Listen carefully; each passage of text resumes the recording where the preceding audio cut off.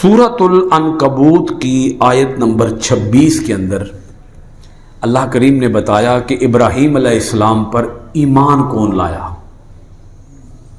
پوری قوم میں سے ایک فرد بھی ایمان لے کے نہیں آیا، پوری قوم میں سے ایک فرد بھی۔ حضرت ابراہیم علیہ السلام کے ہم عصر ایک نبی ہوئے، ان کا نام ہے حضرت لوط علیہ السلام۔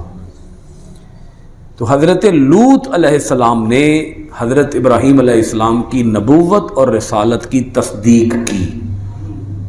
کس نے تصدیق کی؟ لوط علیہ السلام۔ اللہ پاک نے اسی کا یہاں ذکر کیا سورۃ العنکبوت کی آیت 26 کے اندر، فآمن لہ لوط۔ ابراہیم علیہ السلام پر حضرت لوط علیہ السلام ایمان لائے۔ یہ ایمان تصدیق کے معنی میں ہے۔ اس کا مطلب کوئی یہ نہ لے لے کہ حضرت لوط علیہ السلام معاذ اللہ استغفر اللہ پہلے کافر تھے اور اب مومن بنے۔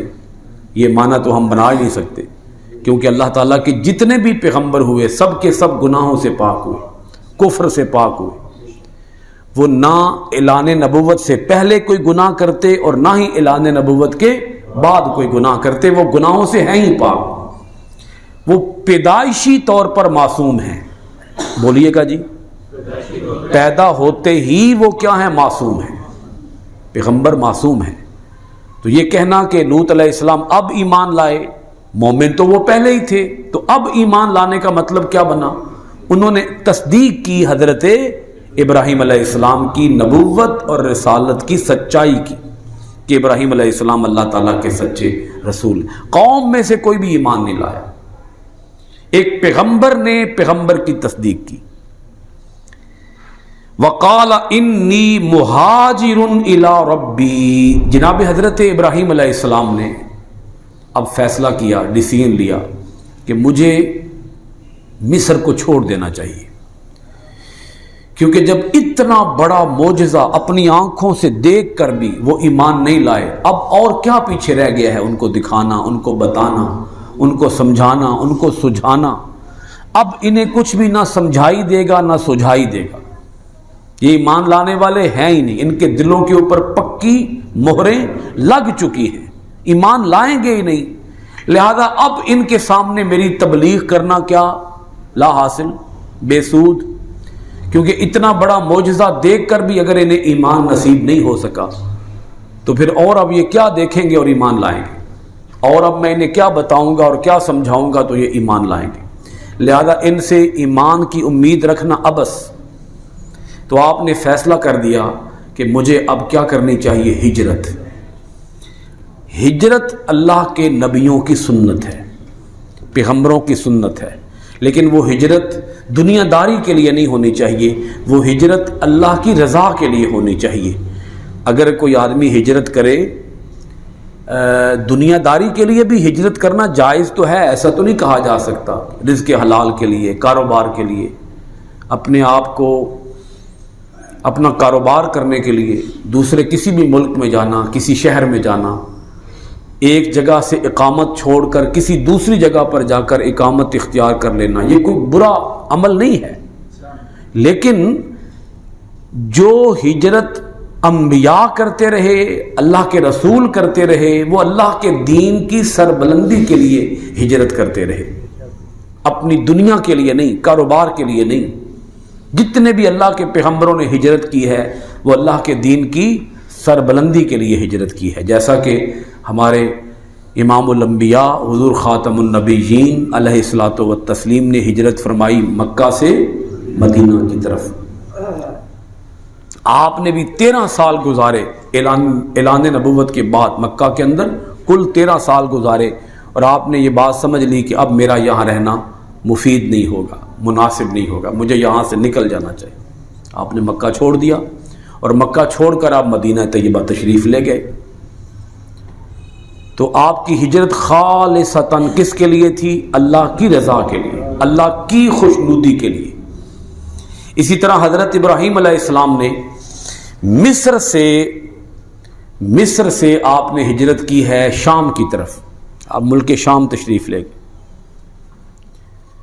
اور یہ ملک شام کے اندر جانا آپ کا ذاتی کاروبار کے لیے نہیں تھا، کسی ملازمت کے لیے نہیں تھا، کسی رزق کے لیے نہیں تھا، روزی کے لیے نہیں تھا، بلکہ کس کے لیے تھا؟ اللہ کے لیے، اللہ کی رضا کے لیے، تبلیغ کے لیے، لوگوں تک اللہ کا پیغام پہنچانے کے لیے۔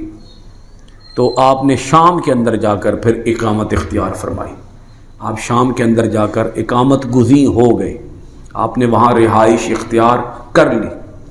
اچھا، جب آپ جا رہے تھے تو اس وقت آپ نے یہ بات ارشاد فرمائی، وقال، آپ نے ارشاد فرمایا، انی مہاجر الی ربی، مصر سے جا رہے ہیں شام کی طرف، لیکن یہ نہیں کہا کہ میں شام کی طرف جا رہا ہوں، بلکہ کہا میں اپنے رب کی طرف ہجرت کر کے جا رہا ہوں۔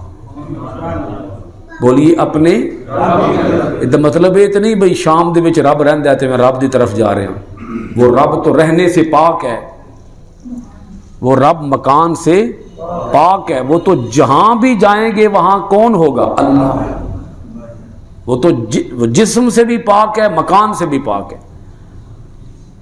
اس کے لیے جسم ماننا یا اس کے لیے مکان ماننا یہ دونوں کفر ہے، یا اس کے لیے کوئی زمانہ ماننا یہ بھی کفر ہے۔ زمان سے بھی پاک، مکان سے بھی پاک، جسم سے بھی پاک۔ تو اس کا مطلب یہ تو نہیں تھا کہ ملک شام کے اندر خدا رہتا ہے تو میں خدا کی طرف جا رہا ہوں، اس کا مطلب یہ ہے کہ میں اللہ کو راضی کرنے کے لیے جا رہا ہوں۔ مثلا اگر آپ مسجد میں آئیں، گھر سے مسجد کی طرف آ رہے ہو، تو آپ کہیں کہ میں اللہ کی طرف جا رہا ہوں، کہنا درست ہے، غلط تو نہیں ہے، کیونکہ آپ اللہ کی عبادت کرنے کے لیے آ رہے ہیں۔ تو جب اللہ کی عبادت کرنے کے لیے آ رہے ہیں تو آپ کہہ سکتے ہیں کہ میں اللہ کی طرف جا رہا ہوں۔ کیا خیال ہے؟ اسی طرح آپ نے ارشاد فرمایا کہ میں اللہ کی رضا کے لیے، اللہ کی خوشنودی کے لیے، اللہ کے دین کی تبلیغ کے لیے جا رہا ہوں، تو آپ نے ارشاد فرمایا کہ میں اپنے رب کی طرف جا رہا ہوں۔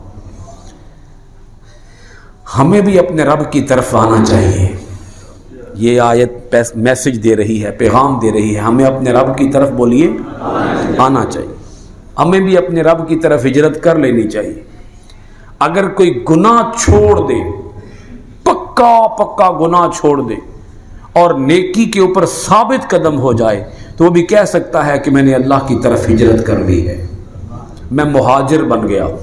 کیا بن گیا ہوں؟ مثلا کوئی شخص اگر شراب چھوڑ رہا ہے اور شراب چھوڑ کے وہ اللہ کی عبادت کا عزم کر رہا ہے، اللہ کی اطاعت کا عزم کر رہا ہے، تو وہ کہہ سکتا ہے کہ میں کیا ہو گیا؟ مہاجر ہو گیا، میں نے اللہ کے لیے ہجرت کر لی ہے۔ اصل ہجرت یہی ہے کہ انسان گناہوں سے ہجرت کرے نیکیوں کی طرف، برائی سے ہجرت کرے اچھائی کی طرف، کفر سے ہجرت کرے اسلام کی طرف، بدی سے ہجرت کرے نیکی کی طرف، رزق حرام سے ہجرت کرے رزق حلال کی طرف۔ اصل ہجرت یہی ہے۔ خدا کرے کہ یہ ہجرت ہمیں نصیب ہو جائے۔ گناہوں سے پکی سچی توبہ، یہ بھی ہجرت ہے، یہی ہجرت ہے، یہ اصل ہجرت ہے۔ انہو هو العزیز الحکیم، بے شک اللہ بڑا غالب ہے، بڑی حکمت والا ہے۔ تو دو باتیں اس آیت کے اندر مجموعی طور پر بیان ہوئی، ایک حضرت لوط علیہ السلام کی تصدیق اور دوسرا حضرت ابراہیم علیہ السلام کی مصر سے ملک شام کی طرف ہجرت۔